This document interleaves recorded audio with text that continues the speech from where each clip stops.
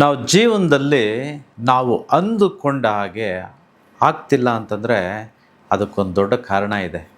ಆ ಕಾರಣ ಏನು? ಆ ಕಾರಣವನ್ನು ತಿಳಿದುಕೊಂಡು ಅದಕ್ಕೆ ಪರಿಹಾರ ಏನು ಮಾಡಬೇಕು, ಏನು ಮಾಡಿದರೆ ನಾವು ಅಂದುಕೊಂಡಾಗೆ ಆಗೋದಕ್ಕೆ ಸ್ಟಾರ್ಟ್ ಆಗುತ್ತೆ ಅನ್ನೋದ್ರ ಬಗ್ಗೆ ನಾನು ನಿಮಗೆ ಇವತ್ತು ತಿಳಿಸ್ಕೊಡ್ತೇನೆ. ಒಂದು ಎಕ್ಸಾಂಪಲ್ ಕೊಡ್ತೇನೆ ನೋಡಿ. ಈಗ ನಾವು ದೇವಸ್ಥಾನಗಳ ಹತ್ರ ಹೋಗ್ತೀವಿ. ಆ ದೇವಸ್ಥಾನಗಳು ಒಂದು ದೊಡ್ಡ ದೇವಸ್ಥಾನಗಳ ಹತ್ರ ಯೂಶ್ವಲಿ ನಾವು ಹೋದಾಗ ನಮ್ಮ ಸ್ಲಿಪ್ಪರ್ಸು ಅಥವಾ ಶೂಸ್ ಏನಾದರೂ ಹಾಕ್ಕೊಂಡು ಹೋಗಿದರೆ ಆಚೆ ಬಿಟ್ಬಿಟ್ಟು ಒಳಗಡೆಗೆ ಹೋಗಬೇಕು. ಸರ್ವೇ ಸಾಮಾನ್ಯವಾಗಿ ನಾವೇನು ಮಾಡ್ತೀವಿ, ಅಲ್ಲೇ ಎಲ್ಲೋ ಸ್ಲಿಪ್ಪರ್ ಸ್ಟ್ಯಾಂಡ್ ಇರುತ್ತೆ, ಅಲ್ಲಿ ಹೋಗ್ತೇವೆ, ನಮ್ಮ ಪಾದರಕ್ಷೆಗಳನ್ನು ಅಲ್ಲಿ ಬಿಟ್ಟು ಆಮೇಲೆ ಒಂದು ಟೋಕನ್ ಕೊಡ್ತಾರೆ, ಟೋಕನ್ ತೆಗೆದುಕೊಂಡು ಜೇಬಲ್ಲಿ ಇಟ್ಕೊಂಡು ಕೈ ಕಾಲು ತೊಳ್ಕೊಂಡು ದೇವಸ್ಥಾನದೊಳಗಡೆ ಹೋಗಿ ಬರ್ತೇವೆ. ಆಚೆ ಬಂದಾಗ ದರ್ಶನ ಆದಮೇಲೆ ಆಚೆಗೆ ಬಂದಾಗ ನೀವು ಮತ್ತೆ ಸ್ಲಿಪ್ಪರ್ ಸ್ಟ್ಯಾಂಡ್ ಹತ್ರ ಹೋಗ್ತೀರ. ಟೋಕನ್ ಮಿಸ್ ಆಗಿಬಿಟ್ಟಿದೆ. ಈಗ ಟೋಕನ್ ಇಲ್ಲದೇ ಇದ್ದರೂ ಅವರು ಚಪ್ಪಲಿ ಇಟ್ಕೊಂಡವರು ಕೊಡ್ತೀನಿ ಅಂತ ಹೇಳ್ತಾರೆ, ಕಾಸು ಕೊಟ್ಟರೆ ಸಾಕು ಅಂತೇಳಿ. ಈಗ ನಿಮಗೆ ಆಪ್ಷನ್ ಇದೆ, ಯಾವ್ದು ತೆಗೆದುಕೊಳ್ಬೇಕು ಅಂತಂತೇಳಿ. ನೀವು ಯಾವುದನ್ನು ತೆಗೆದುಕೊಳ್ತೀರಾ? ಅಲ್ಲಿ ಸಾವಿರಾರು ಪಾದರಕ್ಷೆಗಳಿದೆ ಅಥವಾ ಶೂಸ್ ಇದೆ, ಬಟ್ ನೀವು ತೆಗೆದುಕೊಳ್ಳೋದು ಮಾತ್ರ ನಿಮ್ಮದು ಯಾವುದೋ ಅದನ್ನು ಮಾತ್ರ ಸೆಲೆಕ್ಟ್ ಮಾಡ್ತೀರ ತಾನೇ. ಇದೊಂದು ಎಕ್ಸಾಂಪಲ್ ಸೈಡ್ಗಿಟ್ಟಿರಿ. ಇನ್ನೊಂದು ಎಕ್ಸಾಂಪಲ್ ಕೊಡ್ತೇನೆ. ಈ ಫ್ಲೈಟಲ್ಲಿ ಹೋಗ್ತೀವಿ ನೋಡಿ, ಹೆಚ್ಚು ಲಗೇಜ್ ಇದ್ದಾಗ ಆ ಲಗೇಜ್ನೆಲ್ಲನೂ ಒಂದು ಕಡೆ ತೆಗೆದುಕೊಳ್ತಾರೆ, ನಾವು ಮಾತ್ರ ಚೆಕ್ಕಿನ್ ಆಗಿ ಫ್ಲೈಟ್ ಒಳಗಡೆ ಹೋಗ್ತೇವೆ. ಈಗ ಲಗೇಜು ಬೇರೆ ಬೆಲ್ಟಲ್ಲಿ ಅವರು ಏನೋ ಕಳಿಸ್ಬಿಡ್ತಾರೆ ನಾವು ಇಳಿಬೇಕು ಅಂತಂದರೆ. ಆಗ ಇಳಿದಾಗ ನಾವು ಲಗೇಜ್ ಕಲೆಕ್ಟ್ ಮಾಡ್ಕೊಂಬರೋಕೆ ಹೋಗ್ತೇವೆ. ಆಗ ಬೆಲ್ಟ್ ಮೇಲೆ ಲಗೇಜ್ ಎಲ್ಲ ಸುತ್ತಿರುತ್ತೆ, ಎಲ್ಲರ ಲಗೇಜು ಅಲ್ಲಿರುತ್ತೆ. ನಾವು ಯಾವ ಲಗೇಜನ್ನು ತೆಗೆದುಕೊಳ್ತೇವೆ? ನಮ್ಮದನ್ನು ಮಾತ್ರ ತೆಗೆದುಕೊಳ್ತೇವೆ ತಾನೇ. ಅದೇಗದು? ಎರಡನೇ ಎಕ್ಸಾಂಪಲ್ಲು ಸೈಡ್ಗಿಡಿ. ಮೂರನೇ ಎಕ್ಸಾಂಪಲ್, ಶಾಲೆಗೆ ನಮ್ಮ ಮಕ್ಕಳನ್ನ ಸೇರಿಸಿರ್ತೇವೆ. ಚಿಕ್ಕ ಮಕ್ಕಳು ಇನ್ನೂ LKG UKG ಪ್ರೀ ಸ್ಕೂಲ್ ಅಂದ್ಕೊಳ್ಳೋಣ. ನಾವು ಸಂಜೆ ಸ್ಕೂಲ್ ಬಿಡೋ ಟೈಮಲ್ಲಿ ನಮ್ಮ ಮಕ್ಕಳನ್ನ ಕರೆದುಕೊಂಬರೋಕೆ ಹೋಗ್ತೇವೆ.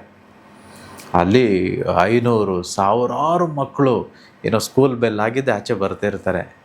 ನೀವು ಯಾವ ಮಕ್ಕಳನ್ನ ಕರೆದುಕೊಂಡು ಬರ್ತೀರಾ? ಅಥವಾ ಯಾವ ಮಕ್ಕಳಿಗೋಸ್ಕರ ನೋಡ್ತಿರ್ತೀರ? ಯಾವ ಮಕ್ಕಳು ನಿಮಗೆ ಕಾಣಿಸ್ತಾರೆ? ನಿಮ್ಮ ಮಗನೇ ಅಥವಾ ನಿಮ್ಮ ಮಗಳೇ ಅಲ್ಲಿ ಸಾವಿರಾರು ಜನ ಇದ್ದರು, ಅವ್ರಿಗೋಸ್ಕರ ತಾನೇ ನೀವು ಹುಡುಕ್ತೀರ, ಅವ್ರನ್ನ ಮಾತ್ರ ಕರ್ಕೊಂಡು ಬರ್ತೀರ ತಾನೇ. ಅದೇಗದು? ಸೊ ಪ್ರತಿಯೊಂದು ನೆನಪಿರಲಿ ನಿಮಗೆ, ನಿಮ್ಮದು ಯಾವುದು ಅಂತ ನಿಮಗೆ ಗೊತ್ತಿರುತ್ತೆ, ಅದನ್ನು ಮಾತ್ರ ನೀವು ತೆಗೆದುಕೊಂಡು ಬರ್ತೀರ. ಅಥವಾ ನಮ್ದು ಯಾವುದಂತ ನಮಗೆ ಗೊತ್ತಿರುತ್ತೆ, ಅದನ್ನು ಬಿಟ್ಟು ಬೇರೆ ಇದನ್ನು ತೆಗೆದುಕೊಂಡು ಬರೋದಕ್ಕಾಗೋದಿಲ್ಲ. ಇದು ಸತ್ಯ.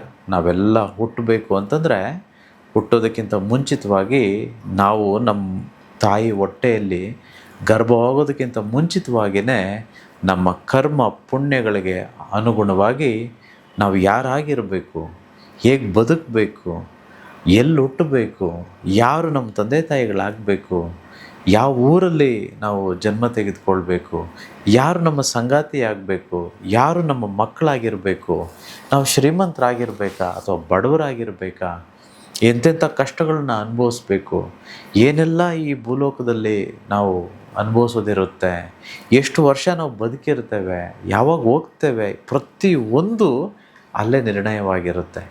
ಹಾಗಾದರೆ ಇದಕ್ಕೆ ಪರಿಹಾರ ಇಲ್ವಾ? ಈ ಕರ್ಮಗಳು ಈ ರೀತಿ ಯಾವಾಗಲೂ ಮಾಡಿಬಿಟ್ಟಿರ್ತವೆ, ಹಿಂದಿನ ಜನ್ಮದಲ್ಲಿ ಮಾಡಿರ್ತೀವಿ ಅಂದ್ಕೊಳ್ಳೋಣ. ಇದಕ್ಕೆಲ್ಲ ಪರಿಹಾರನೇ ಇಲ್ವಾ? ಹಾಗಾದರೆ ನಾವು ಕೋರಿದ್ದೆಲ್ಲ ಆಗೋದಿಲ್ವಾ? ಯಶಸ್ಸು ನಮಗೆ ಬರೋದಿಲ್ವಾ? ನಾವು ಶ್ರೀಮಂತರಾಗೋದಿಲ್ವಾ? ಯಾಕಂದರೆ ಆಲ್ರೆಡಿ ಕರ್ಮ ಮಾಡಿಬಿಟ್ಟಿದ್ದೀವೇನೋ ಅಂತ ನಿಮಗೆಲ್ಲ ಗೊಂದಲ ಇರ್ಬೋದು. ಅದಕ್ಕೆ ಪರಿಹಾರ ನಾನಿವತ್ತು ತಿಳಿಸ್ಕೊಡ್ತೇನೆ. ಶ್ರೀರಾಮ ತ್ರೇತಾಯುಗದಲ್ಲಿ, ರಾಮಾಯಣ ನಿಮಗೆಲ್ಲ ಗೊತ್ತಿದೆ, ರಾವಣನನ್ನು ಕೊಂದ ಮೇಲೆ ಅಂತಂದರೆ ರಾವಣನಿಗೆ ಶಿಕ್ಷೆ ಕೊಟ್ಟಾದಮೇಲೆ ಅವನು ವಾಪಸ್ ಬರಬೇಕು ಅಂತಂದರೆ ಅವನ ಮನಸ್ಸಿನಲ್ಲೇ ಅವನಿಗೆ ಕಾಡ್ತಿರುತ್ತೆ, ಪಶ್ಚಾತ್ತಾಪ ಕಾಡ್ತಿರುತ್ತೆ. ಅಯ್ಯೋ, ನಾನೊಂದು ದೊಡ್ಡ ಕರ್ಮ ಮಾಡಿಬಿಟ್ಟೆ. ಒಂದು ಬ್ರಾಹ್ಮಣನ ಅಂತಂದರೆ ಬ್ರಹ್ಮಹತ್ಯಾ ದೋಷ ನನಗೆ ಸಿಕ್ಬಿಡುತ್ತೆ. ನನಗೆ ಈ ದೋಷದಿಂದ ಹೇಗೆ ಮುಕ್ತಿ? ನಾನು ದೇವರೇ ಆಗಿರ್ಬೋದು, ಆದರೆ ನನ್ನ ಕೈಯಲ್ಲೇ ಇನ್ನೊಬ್ಬರನ್ನ ಕೊಲ್ಲುವಂಥದ್ದು ನನ್ನ ಕೈಯಲ್ಲೇ ಅದಿಲ್ಲ. It's not my right to kill anybody. ಒಂದು ಗೊತ್ತಿರಲಿ, ರಾಮನಿಗೆ ಗೊತ್ತಿದ್ದು ನಾನು ನಿಮ್ಗೆ ಹೇಳ್ತೇನೆ, ಬ್ರಹ್ಮನಿಂದ ಸೃಷ್ಟಿಯಾದ ಪ್ರತಿ ವ್ಯಕ್ತಿಯು ಬ್ರಾಹ್ಮಣನೇ. ಹಾಗಾಗಿ ನಾವು ಯಾರನ್ನೂ ಕೊಲ್ಲೋ ಹಾಗಿಲ್ಲ, ಯಾರಿಗೂ ಹಿಂಸೆ ಮಾಡೋ ಹಾಗಿಲ್ಲ, ಯಾರಿಗೂ ಕೆಟ್ಟದನ್ನು ಬಯಸೋ ಹಾಗಿಲ್ಲ. ಪ್ರತಿಯೊಂದು ಸಲನೂ ನಾವು ಇನ್ನೊಬ್ಬರಿಗೆ ಕೆಡುಕನ್ನು ಅಥವಾ ಕೆಟ್ಟದನ್ನು ಬಯಸಿದರೆ ಅದರಿಂದ ಬ್ರಹ್ಮ ಹತ್ಯೆ ದೋಷ ಬರುತ್ತೆ, ಗೊತ್ತಿರಲಿ. ಕೊಲ್ಲಬೇಕು ಅಂತಂದರೆ ಒಂದು ವ್ಯಕ್ತಿಯನ್ನು ಜೀವ ತೆಗಿಬೇಕು ಅಂತಂತೇನಿಲ್ಲ. ಜೀವ ತೆಗೆಯುವ ಹಾಗೆ ನೋವನ್ನು ಕೊಟ್ಟರು ಸಾಕು, ಅಥವಾ ಅವರಿಗೆ ಕೆಡುಕನ್ನು ಬಯಸಿದ್ರೂ ಸಾಕು, ಅದರಿಂದ ಬ್ರಹ್ಮ ಹತ್ಯೆ ದೋಷ ಬರುತ್ತೆ ಅಂತ ಶಾಸ್ತ್ರಗಳು ಹೇಳುತ್ತೆ. ಸೊ ಶ್ರೀರಾಮ ನೋವಾಗಿ ಪಶ್ಚಾತ್ತಾಪದಿಂದ ವಾಪಸ್ ಬರಬೇಕು ಅಂತಂದರೆ ರಾಮೇಶ್ವರಂ ಅನ್ನೋ ತಮಿಳ್ನಾಡಲ್ಲಿರೋ ಒಂದು ಜಾಗದಲ್ಲಿ ಅಲ್ಲಿ ಕುಳಿತುಕೊಂಡು ತಪಸ್ಸು ಮಾಡೋದಕ್ಕೆ ಸ್ಟಾರ್ಟ್ ಮಾಡ್ತಾನೆ. ತಪಸ್ಸು ಸ್ಟಾರ್ಟ್ ಮಾಡಬೇಕಂತಂದರೆ ಅವರಿಗೆ ಶಿವಲಿಂಗ ಬೇಕಿತ್ತು. ಶಿವನ ಧ್ಯಾನ ಮಾಡೋದಕ್ಕೆ, ಬ್ರಹ್ಮ ಹತ್ಯೆ ದೋಷದಿಂದ ಮುಕ್ತಿ ತೆಗೆದುಕೊಳ್ಳೋದಕ್ಕೆ. ಆಗ ಮುಹೂರ್ತ ಅಂತಂತಿರುತ್ತೆ, ಸಾಂಗ್ಯಗಳಿರುತ್ತೆ, ಪೂಜೆ ಅಂತಿರುತ್ತೆ. ಅದಕ್ಕೆ ಶಿವಲಿಂಗ ಇರೋದಿಲ್ಲ. ಆಗ ರಾಮ ತನ್ನ ಮಿತ್ರ ಅಂತ ಕರಿಬೋದಲ್ವ, ಏನಂತ ಹೇಳ್ಬೋದು ಹನುಮಂತನ, ಆಂಜನೇಯನ ಕರೆದ್ಬಿಟ್ಟು ಹೇಳ್ತಾನೆ, ಅಪ್ಪ ಕೈಲಾಸ ಪರ್ವತದಲ್ಲಿ ಶಿವ ಇದ್ದಾರೆ, ಅಲ್ಲಿ ಹೋಗ್ಬಿಟ್ಟು ಶಿವಂದು ಲಿಂಗ ತೆಗೆದುಕೊಂಡು ಬಂದ್ಬಿಡಪ್ಪ ಅಂತೇಳಿ. ಆಗ ಹನುಮಂತ ಏನು ಹೇಳಿದ್ರು ಕೇಳ್ತಾನಲ್ವ, ರಾಮನ ಬಂಟ ಅಲ್ವಾ. ಸೊ ಆಯಿತು ಸ್ವಾಮಿ ಅಂತಂತೇಳಿ ಓಡೋಗ್ತಾನೆ. ತೆಗೆದುಕೊಂಡು ಬರೋದಕ್ಕೆ. ಇಲ್ಲಿ ಟೈಮ್ ಮೀರೋಗ್ತಾ ಇದೆ, ಕಾಯ್ತಿದ್ದಾರೆ.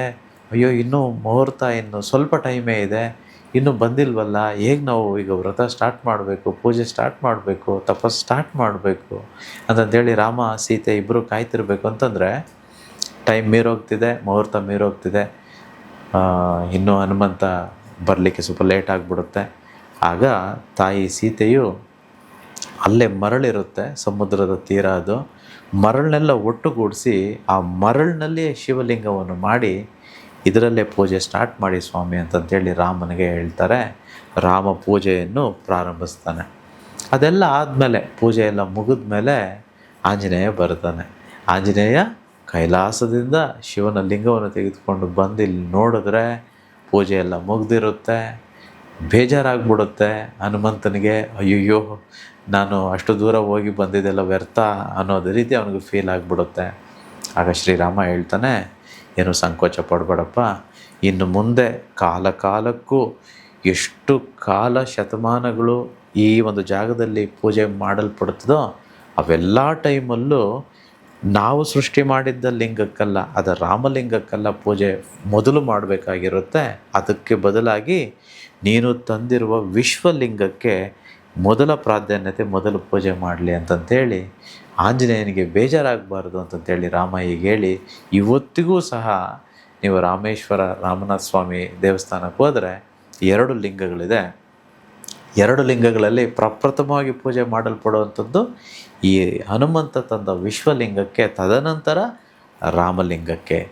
ಸೊ ಇಲ್ಲಿ ಒಂದು ಗಮನಿಸಬೇಕು, ದೇವರು ಮಹಾವಿಷ್ಣು ಶ್ರೀರಾಮ ಮಾಡಿದ ಒಂದು ತಪ್ಪಿಗೆ ರಾಮನಿಗೆ ಅನಿಸುತ್ತೆ, ಇದರಿಂದ ನನಗೆ ಶಿಕ್ಷೆ ಬರುತ್ತೆ, ಇದರಿಂದ ನನ್ನ ಕರ್ಮ ಬರುತ್ತೆ, ಇದರಿಂದ ನಾನು ಪ್ರಾಪ್ತಿ ತೆಗೆದುಕೊಳ್ಬೇಕು, ಪಶ್ಚಾತ್ತಾಪ ಪಡಬೇಕು ಅಂತ, ಕರ್ಮ ವಿಮುಕ್ತಿ ಆಗಬೇಕು ಅಂತಂತೇಳಿ ಪರಮಾತ್ಮನೇ ಅಂದುಕೊಳ್ಬೇಕು ಅಂತಂದರೆ, ಇನ್ನು ನಾವುಗಳು ನಿಜವಾಗ್ಲೂ ಹೇಳ್ತೇನೆ, ನಮ್ಮ ಕರ್ಮ ವಿಮುಕ್ತಿ ಆಗದೆ ಹೋದರೆ ನಿಜವಾಗಲೂ ನಾವು ಕೋರಿದ್ದು ನಮಗೆ ಸಿಗೋದಿಲ್ಲ. ಎಷ್ಟೋ ಜನ ಇದ್ದಾರೆ, ಅವ್ರ ಹತ್ರ ಹಣ, ಆಸ್ತಿ, ಐಶ್ವರ್ಯ, ಬಂಗಾರ ಪ್ರತಿಯೊಂದು ಎಲ್ಲ ಇದೆ, ಆದರೆ ಮನಃಶಾಂತಿ ಇಲ್ಲ, ನೆಮ್ಮದಿ ಇಲ್ಲ. ಇನ್ನೂ ಅನೇಕರಿದ್ದಾರೆ, ಸಾಲಗಳಲ್ಲಿರ್ತೇವೆ, ಏನೇನೋ ಮಾಡ್ತೇವೆ, ಸಾಲನೇ ತೀರೋದಿಲ್ಲ. ಎಂತೆಂಥ ಐಡಿಯಾ ಮಾಡ್ತೇವೆ, ಬಿಸ್ನೆಸ್ ಮಾಡ್ತೇವೆ, ನಮ್ಮ ಕೈಯಲ್ಲಿ ಏನಾಗುತ್ತೋ ಅದನ್ನು ಮೀರಿ ಪ್ರಯತ್ನ ಪಡ್ತೇವೆ, ಆದರೂ ನಾವು ಅಂದುಕೊಂಡ ಯಶಸ್ಸು ನಮಗೆ ಬಂದಿರೋದಿಲ್ಲ. ಯಾಕೆ ಹೀಗೆ? ಇದಕ್ಕೆಲ್ಲ ಕಾರಣ ಗರುಡ ಪುರಾಣದಲ್ಲಿದೆ. ಸೊ ಮುಂಬರುವ ಸ್ಪೆಷಲ್ ವರ್ಕ್ಶಾಪಲ್ಲಿ ಇನ್ನೇನು 9, 10, 11 ಆನ್ಲೈನಲ್ಲಿ ಮಾಡ್ತಿರೋಂಥ ಕಾರ್ಯಾಗಾರದಲ್ಲಿ ನಾನು ನಿಮಗೆ ಈ ಕರ್ಮಗಳಿಗೆ ಹೇಗೆ ನಾವು ವಿಮುಕ್ತಿ ತೆಗೆದುಕೊಳ್ಳೋದು, ಕರ್ಮದಿಂದ ಹೇಗೆ ಪಾರಾಗುವಂಥದ್ದು, ಅದನ್ನೆಲ್ಲ ನಾನು ನಿಮ್ಗೆ ತಿಳಿಸ್ಕೊಡ್ತೇನೆ. ಈ ಪುಸ್ತಕವನ್ನು ಯಾರು ಓದಬೇಕು, ಯಾವಾಗ ಓದಬೇಕು, ಇದರ ಪರಿಣಾಮ ಏನು ಓದೋದ್ರಿಂದ, ಇದೆಲ್ಲವನ್ನು ನಾನು ವಿಶೇಷವಾಗಿ ಸ್ಪೆಷಲ್ ವರ್ಕ್ಶಾಪಲ್ಲಿ ತಿಳಿಸ್ಕೊಡ್ತೇನೆ. ಒಂದಂತೂ ಗೊತ್ತಿರಲಿ, ಎಲ್ಲದಕ್ಕೂ ಪರಿಹಾರ ಇದೆ.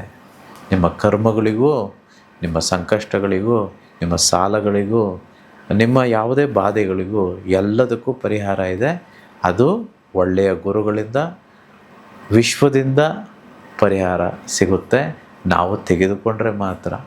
ಹೇಗೆ ತೆಗೆದುಕೊಳ್ಬೇಕು, ಹೇಗೆ ಮಾಡಬೇಕು, ಯಾವ ಪದ್ಧತಿ ಇದೆ, ಯಾವ ಸಂಕಲ್ಪ ಇದೆ, ಯಾವ ವ್ರತ ಇದೆ, ಯಾವ ಪೂಜೆ ಇದೆ, ಹೇಗಿರಬೇಕು ನಮ್ಮ ಮನಸ್ಸು, ಅಂತರಂಗ ಬಹಿರಂಗ ಎರಡೂ ಹೇಗಿರಬೇಕು, ಇದೆಲ್ಲವನ್ನು ನಾನು ನಿಮಗೆ ವಿಶೇಷವಾದ ಕಾರ್ಯಾಗಾರದಲ್ಲಿ ತಿಳಿಸ್ಕೊಡ್ತೇನೆ. 36 ದಿನಗಳ ಒಂದು ಲಕ್ಷ್ಮೀ ಕುಬೇರ ವ್ರತವನ್ನು ನಾವು ಮಾಡ್ತಿದ್ದೇವೆ.